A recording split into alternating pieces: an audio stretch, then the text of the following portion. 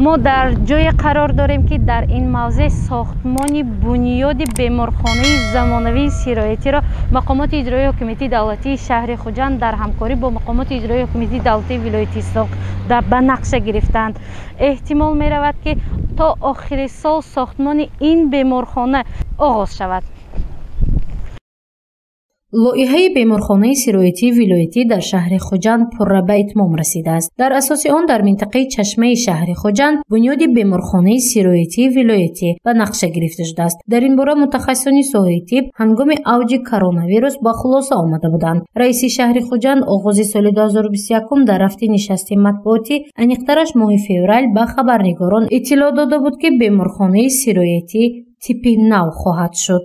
برای انسان پیش از همه جوهر مهم سلامتی را نشان داد که واقعا در پی دریافت سلامتی خود ما اینقدر به اون ویروسی کووید 19 که جامعه جهان را به تکاپو انداخت از جمله تاجیکستان و شهر خوجند از آن در ایمن نبود و با سپارش جناب عالی در شهر نواحی مملکت تصمیم گرفته شد که واقعا بیمارخانه‌های سرایت اینفکسیونی سرایت‌شناسی باز کرده شود، شماره زیاد کرده شود چون مردم دسترسی پیدا کنند برای معالجه گرفتن به مرکزهای دور نروند و این حالت در شهر خوجند چگونه است؟ معلوم است که در شهر خوجند امروز یک بیمارخانه اینفکسیونی عمل می‌کند و امروز بازم فکر می‌کنم طلبات هست که باید یک بیمارخانه نوی چنین بنیاد شود که تا تمام طلبات مردم را قانع کرده باشد.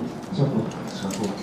در شهر خوجند البته با سپارش محترم رئیس ولایت احمدزاده لایحه آماده شده است. لایحه البته تصدیق شدگی در محله چشمه ارزانه قریب 5 گکتار قطعه زمین البته معین کرده شدگی حاضر حجتگذاریش رفته ایستاده است. پور حجتگذاریش می شود و ساختمانش در محله چشمه ارزانه در حدود 5 گکتار بیمارخانه سرایتی نوی ولایتی ساخته می شود. با گذشت 4 ماه دوباره به این مسئله نظر کردیم. عبدالمبین عیسایف مدیر شعبه معماری و شهرسازی مقامات اجرایی حکومتی دولتی شهر خوجند میگوید که بیمارخانه سرایتی ولایتی در مساحت نزدیک 5 گکتار بنیاد کرده می شود که آن از 5 آشیانه عبارت خواهد شد. از روی معلومات‌های پیشکی در بیمارخانه با تمام تجهیزات‌های طبی زمانوی وابسته به طلبات نصب کرده خواهد شد تا برای بیماران شرایط خوب و مؤثر مهیا کرده شود. سال گذشته از سبب خروج کسیله سرایتی کرونا ویروس مسئله وسیع نمودن یا بنیادی بیمارخانه کسیله سرایتی به میان آمد و طبق دستور سپارشی رئیس ولایت سوخت محترم رجبای احمدزاده از جانب مقامات اجرایی دولتی شهر در محله چشمه ارزانه رقم 3 قطعه زمین انتخاب کرده شد برای ساختمان بیمارخانه ولایتی کسیله‌های سرایتی. عین حال ما در اینجا قرار داریم. مساحت قطعه زمین 4.9 گکتار می باشد.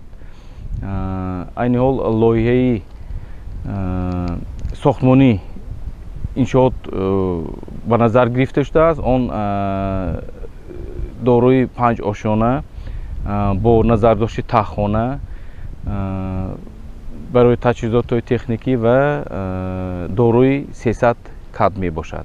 دروازه بینای بیمارخانه سرایتی ولایتی سوخت 234 متر و پهنای آن 208 متر را فرا میگیرد. آخر سال روان به ساختمان بیمارخانه آغاز میکنند که آن احتمال است تا 2 سال دوام کند. متخصصان ساحه تندرستی ولایت میگویند که بعد بنیاد و مورد استفاده قرار گرفتن بیمارخانه سرایتی ولایتی در یک وقت تا 300 نفر میتوانند طبابت خود را با دستگاه‌های زمانوی انجام دهند.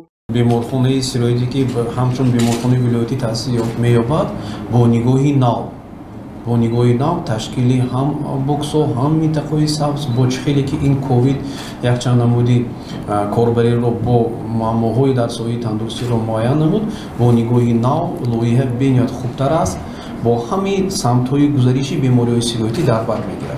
تصمیم بنیاد بیمارخانه سرایتی سال 2020 گرفته شده، لایحه آن سال 2021 مورد عمل قرار گرفت. حالا متخصصان برای آغاز بنیاد بیمارخانه سرایتی ولایتی سوخت کاربری می‌نمایند تا به کارهای ساختمانی آغاز بخشیده شود. این موضوع دوباره پیگیری کرده می شود. гузориши Мафнушкурова, Насим Раҳимов барои барномаи иттилооти Хабар.